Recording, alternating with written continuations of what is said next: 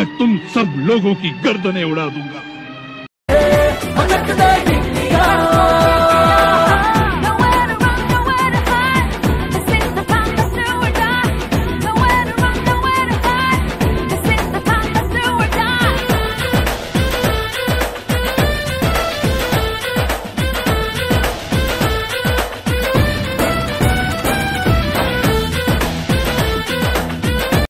जय हिंद मेरे दोस्तों, आशा करता हूँ आप सभी स्वस्थ होंगे। तो दोस्तों, आपने देख ही लिया कि अगर रावण जिंदा होता तो पक्का यही कहता कि मैं तुम सबको छोड़ूंगा नहीं, या फिर वो कहता कि श्री मत कहो श्रीलंका को, श्री राम को नहीं, श्री मत कहो श्रीलंका को।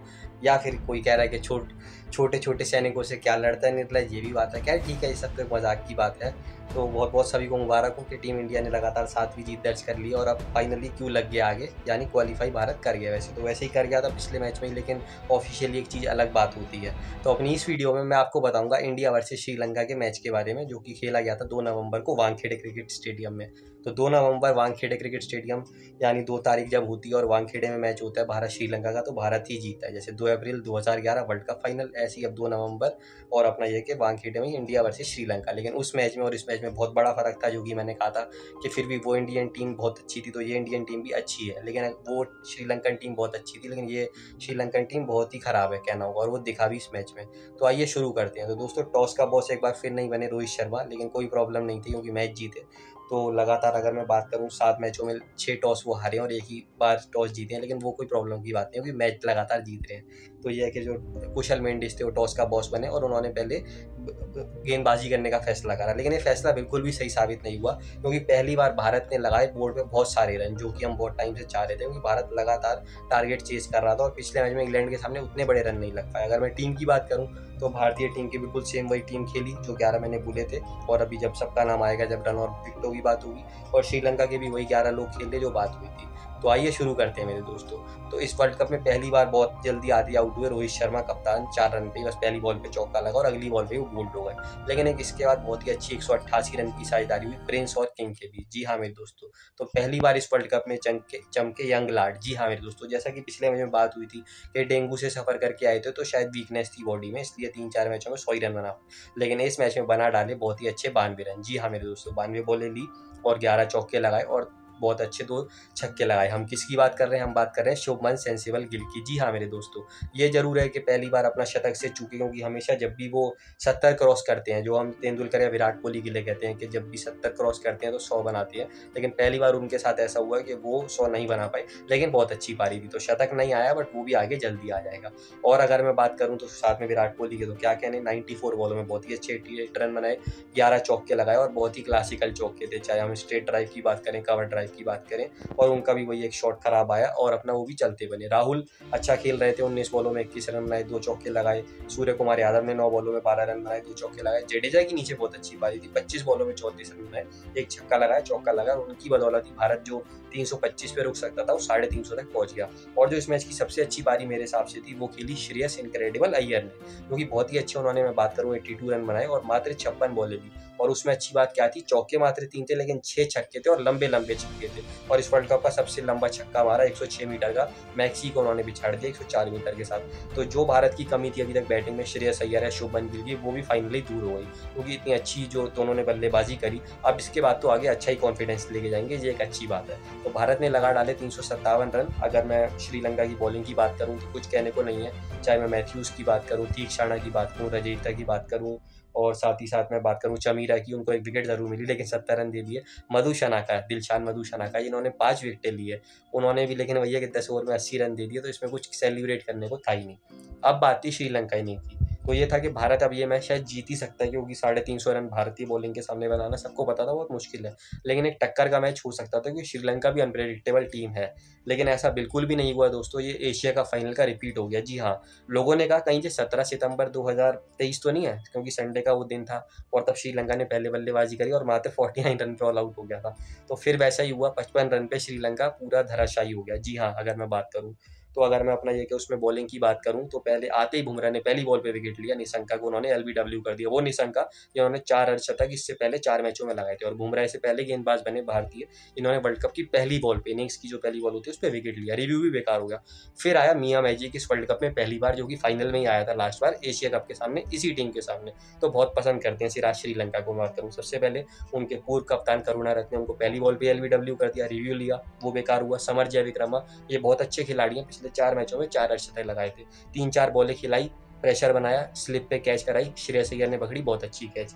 इसके बाद अगर मैं बात करूँ तो मियां मैजिक चल ही रहा था, और अच्छी बात इंडियन बॉलिंग की यही रहती है कि अगर शमी विकेट लेते हैं तो फिर बुमराह भी लेते हैं, सिराज भी लेते हैं, कुलदीप भी लेते हैं और जडेजा भी लेते हैं, और फिर ये सिलसिला रुका नहीं। क्योंकि कुशल मेंडिस जो कि सबसे बेस्ट बल्लेबाज है श्रीलंका के समय की, 10 बॉलें खिलाई, मात्र 1 रन बनाने दिया और फिर उनको भी बोल्ड कर दिया सिराज ने।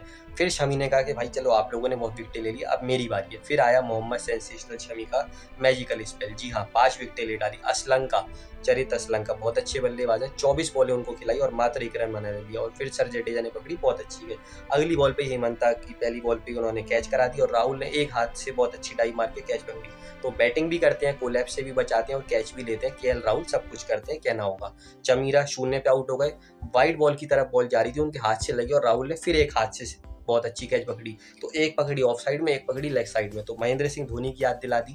ये कहना होगा राहुल इस समय के सबसे अच्छे विकेट कीपर हैं, इसमें कोई कहने की बात नहीं है, इस वर्ल्ड कप के भी बेस्ट हैं, ये भी कोई कहने की बात नहीं है। इसके बाद ये था मैथ्यूज जो कि सबसे अच्छे बल्लेबाज है, मैंने कहा था कि वो अच्छे रन लगा सकते हैं, लेकिन वो भी ज़्यादा कुछ नहीं कर पाए, 25 बॉलों में 12 रन बनाए, एक चौका लगा और शमी ने उनको भी बोल्ड कर दिया। ये तो भला हो नीचे श्रीलंकाई बॉलर्स का अगर मैं बात करूँ, रजयिता ने 17 बॉलों में 14 रन बना दिए, तो चौके लगाए, और नीचे तीक्षाणा ने भी 23 बॉलों में 12 रन बनाए, 2 चौके लगाए, और साथ ही साथ में मधु शनाखा की बात करूं तो उन्होंने भी 5-6 रन बनाए, एक चौका लगाया, नहीं तो श्रीलंका 30 रन पे ऑल आउट हो जाता, जो कि लोएस्ट स्कोर होता। अभी जो लोएस्ट स्कोर है वो 5वें पे था, 49 श्रीलंका का पिछले मैच में जब भारत के सामने भिड़ा एशिया का फाइनल, और अब 6ठे पे 55 भी आ गया। तो एटलीस्ट ये कि 5वें 6ठे पे आने में और फर्स्ट आने पे फर्क होता है। तो थैंक्स टू श्रीलंकन बॉलर्स, ये श्रीलंका कहेगा कि भाई चलो 30 की बजाय 55 रन तक तो पहुंचे। फिर शमी ने अपना ये कि मैं बात करूँ, जैसा कि मैंने कहा रजयिता को भी चलता कर दिया, और उसके बाद लास्ट विकेट थी वो थी मधु शनाखा की, तो जडेजा पहली बार बॉल डालने आए थे, 3-4 बॉलें डाली, उन्होंने कहा भाई 1 विकेट मैं भी ले लेता हूँ, तो सीधी कैच उछली और गिल ने बहुत अच्छी कैच पकड़ी। लेकिन जो उससे पहले विकेट मिली वो किसको मिली, वो भी मिली शमी को, जो मैंने कहा रजयिता की थी, स्लिप में बहुत अच्छी कैच पकड़ी यंग लाट शुभमन गिल ने, और शमी को मिले 5 विकेट। और इशारा कर रहे थे, क्योंकि इशारा क्यों कर रहे थे, क्योंकि अगर अब मैं रिकॉर्ड्स की बात करूँ तो अपना ये है कि शमी ने इस वर्ल्ड मैच में बनाए बहुत सारे रिकॉर्ड्स। अगर मैं बात करूँ, हाईएस्ट विकेट टेकर बन गए 45 विकेटों के साथ, और उसमें बड़ी बात क्या है कि जैक हमारे लेजेंड बॉलर जहीर खान 44 विकेटों थी, लेकिन 23 इनिंग थी, श्रीनाथ की 40 थी 33 इनिंग में, इन्होंने मात्र 14 इनिंग में वो काम कर दिया। और इस वर्ल्ड कप की 3 इनिंग में 5 विकेट न्यूजीलैंड, 4 विकेट इंग्लैंड, और अब 5 विकेट अब मैं बात करूँ श्रीलंका, तो 14 विकेट। तो कितनी बड़ी बात है कि मात्र 3 मैचों में उन्होंने 14 विकेट ली थी। सबसे ज़्यादा 5 विकेट हॉल इनके नाम हो गए वर्ल्ड कप में, 3 बार ये ले चुके हैं, पिछले वर्ल्ड कप में इंग्लैंड के सामने 5, यहाँ न्यूजीलैंड के सामने 5, और अब यहाँ पे 5। और वैसे भी बतौर भारतीय गेंदबाज जिन्होंने मैं बात करूँ तो 5 बार सबसे ज़्यादा 5 विकेट हॉल लिए हैं, जो सबसे ज़्यादा है किसी भी बॉलर के मैं बात करूँ, तो ये दोस्तों बहुत बड़ी बात है। और इसमें भी एक बड़ी बात क्या है कि दिलशान मधुशनाका पहले नंबर पे हैं 18 विकेटों के साथ, और इसमें बुमराह हैं 5वें नंबर पे 16 विकेटों के साथ, शमी भी आ गए हैं 6ठे पे 14 विकेटों के साथ मात्र 3 मैच में। तो ये बहुत अच्छी बात है कि सारे भारतीय गेंदबाज आ रहे हैं, उसमें सिराज भी आ गए हैं टॉप 10 में, कुलदीप यादव भी आ गए हैं, और अभी रविंद्र जडेजा भी आ जाएंगे अगले मैच में, तो ये बहुत अच्छी बात है। रनों की मैं बात करूँ तो क्विंटी पहले पे चल रहे हैं अभी 545 के साथ, लेकिन अब दूसरे पे जाके विराट कोहली आ गए हैं 442 के साथ, और रोहित भी अपना 400 पे है, क्योंकि ये मैच अच्छा नहीं गया था, लेकिन अभी दोनों आगे जाएंगे, तो कोई कहने की बात ही नहीं है। एक और रिकॉर्ड जो पता चला वो पता चला कि रोहित और विराट ऐसे पहले खिलाड़ी बने जिसमें अपना ये है कि नंबर 2 और नंबर 3 ने लगातार 7 मैचों में 7 अर्धशतक किसी एक बंदे ने लगाए हो। जी हाँ, इसका मतलब ये है कि रोहित ने या विराट ने पूरे जो अभी तक 7 मैच हुए हैं उन 7 मैचों में किसी ना किसी ने तो अर्धशतक लगाया। 4 बार तो ऐसा हो गया कि दोनों ने ही लगा दिया, और जब एक बार रोहित ने नहीं लगाया तो विराट ने लगा दिया था, जब विराट ने नहीं लगाया तो रोहित ने लगा दिया, तो दोनों लगा रहे हैं। तो ऐसे पहली बार हुआ है कि जब एक वर्ल्ड कप में 2 खिलाड़ियों ने लगातार 7 मैचों में 7 अर्धशतक लगाए, और ये काम कौन कर सकता था, best in the history of world cricket, Virat. जी हाँ, लेकिन अब बस यही है कि अगर किसी मैच में उनका अपसेट आने वाला हो तो अब वो साउथ अफ्रीका या नीदरलैंड के सामने आ जाए, ये ना हो जो पिछले वर्ल्ड कप में हुआ था न्यूजीलैंड के सामने कि दोनों एक एक रन पे हो जाए, वो ज़्यादा जरूरी है। और अगर मैं रिकॉर्ड्स की बात करूं तो इस मैच में रोहित के नाम बना एक और रिकॉर्ड। सबसे बड़ी जीत जो थी 319 रन की, वो भारत की थी इस ओडीआई क्रिकेट में, वो भी इसी साल आई थी 319 रन की। तो अब जो दूसरे नंबर पे वो ऑस्ट्रेलिया की थी 309 रन, और फिर तीसरे पे भारत आ गया 303 रन। तो श्रीलंका को भारत बहुत पसंद कर रहा है, इसमें कोई कहने की बात नहीं है मुझे लगता है। और अगर मैं रिकॉर्ड्स की बात करूँ तो देखिए गिल ने अच्छी पारी खेली, अय्यर ने अच्छी पारी खेली, तो इनके नाम भी काफ़ी रिकॉर्ड्स बने अच्छे, क्योंकि ये कि वर्ल्ड कप में इनके नाम ये पहले अर्धशतक थे बड़े और आगे आने वाले समय में बहुत आएंगे, इस वर्ल्ड कप में नहीं 2027 में भी जब ये लोग खेलेंगे, तो एक अच्छी बात है। अब बाकी अगर मैं रिकॉर्ड्स की बात करूँ तो फिर विराट कोहली जब रन बनाते हैं तो ये तो कोई कहने की बात ही नहीं है कि रिकॉर्ड्स बनते हैं। पहले उनके नाम बना जीत का रिकॉर्ड, 308 जीतें उनकी हो गई हैं सबसे ज़्यादा। अगर मैं बात करूं बतौर भारतीय, तेंदुलकर की 307 थी, और साथ ही साथ रोहित शर्मा भी हैं 290 पे, तो पॉन्टिंग की 377 है, तो 70 जीतें उनको और चाहिए। तो वो आएंगी या नहीं आएंगी वो देखने वाली बात होगी, लेकिन ये है कि जो सबसे बड़ा टाइटल उनको चाहिए वो उनको मिलना चाहिए, वो ज़्यादा ज़रूरी है। अगर मैं बात करूँ एक साल अगर एक ओडीआई क्रिकेट में मैं बात करूँ एक साल में, तो सबसे ज़्यादा 1000 रन बनाए थे 7 बार, नंबर 2 पे थे सर सचिन तेंदुलकर 7 बार, लेकिन अब पहले पे आ गए हैं विराट कोहली 8 बार। जी हाँ, 2011, 2012, 2013, 2014 जो उनके पीक ईयर्स थे, जब विराट कोहली से एक यंग लड़के से बने थे द विराट कोहली, और उसके बाद थे बेस्ट विराट कोहली जब कप्तान भी थे, बहुत रन बनाते थे, भले कोई टूर्नामेंट ना जीता पाए।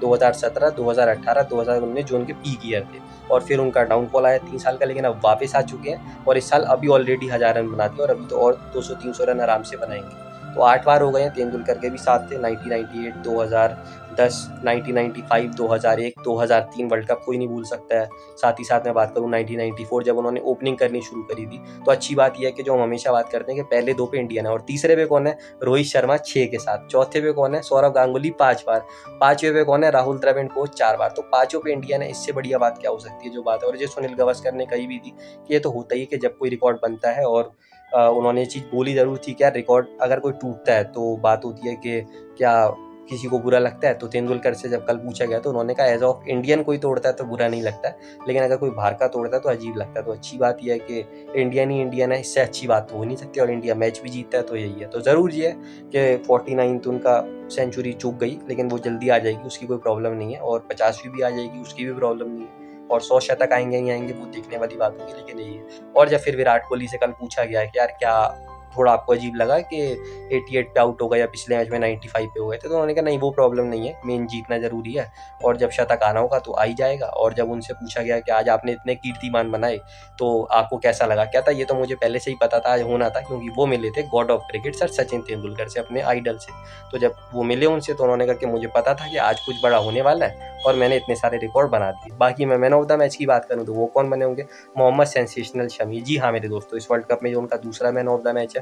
और अच्छी बात यह है कि जो हम बात कर रहे थे कि पहले मैच में ऑस्ट्रेलिया के सामने केएल राहुल, दूसरे मैच में अफगानिस्तान के सामने रोहित शर्मा, उसके बाद में अगर बात करूं बांग्लादेश के सामने विराट कोहली, पाकिस्तान के सामने जसप्रीत बुमराह, और अभी जो पिछला मैच था इंग्लैंड के सामने मैं बात करूं तो रोहित शर्मा थे, और अब इस मैच में मैं बात करूं मोहम्मद शमी। तो हर मैच में अलग अलग मैन ऑफ द मैच बन के आ रहे हैं, ये एक बहुत अच्छी बात है। और ठीक है कोई 2 बार भी बन गए जैसे रोहित शर्मा और शमी जो इस वर्ल्ड कप में हाईएस्ट है, तो बड़ी है, क्योंकि ठीक है युवराज सिंह जैसे 2011 में 4 बार बन गए थे, वो एक बहुत अच्छी बात थी कि एक खिलाड़ी बन गया।